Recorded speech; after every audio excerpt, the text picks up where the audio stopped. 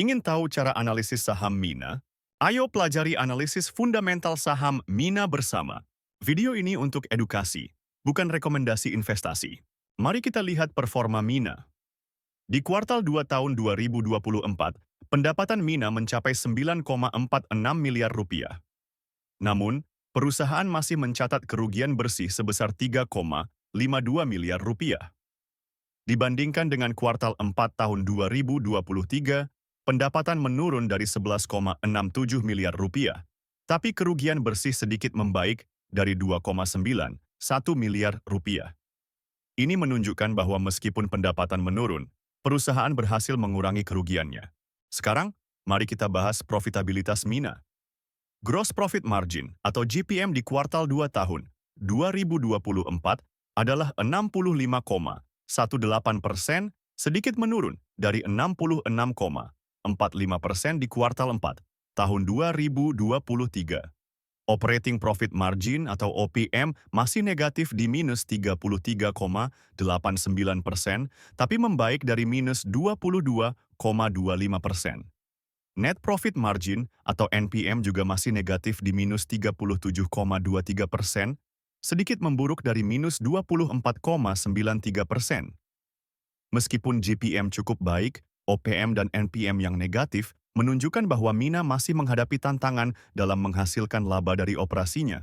Beralih ke posisi keuangan, total aset Mina di kuartal 2 tahun 2024 adalah 103,97 miliar rupiah, sedikit menurun dari 105,38 miliar rupiah di kuartal 4 tahun 2023.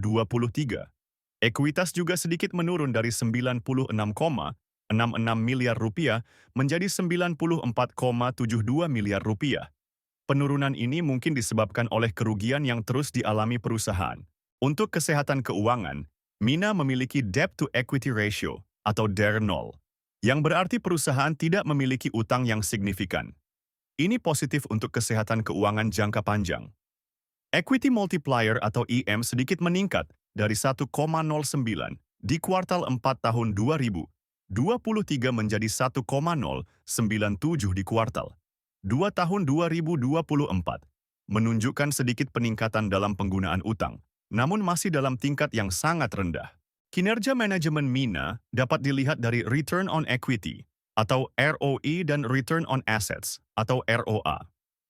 Di kuartal 2 tahun 2024, ROE adalah minus 3,38%, sedikit memburuk dari minus 2,68% di kuartal 4 tahun 2023. ROA juga memburuk dari minus 2,46% menjadi minus 3,08%.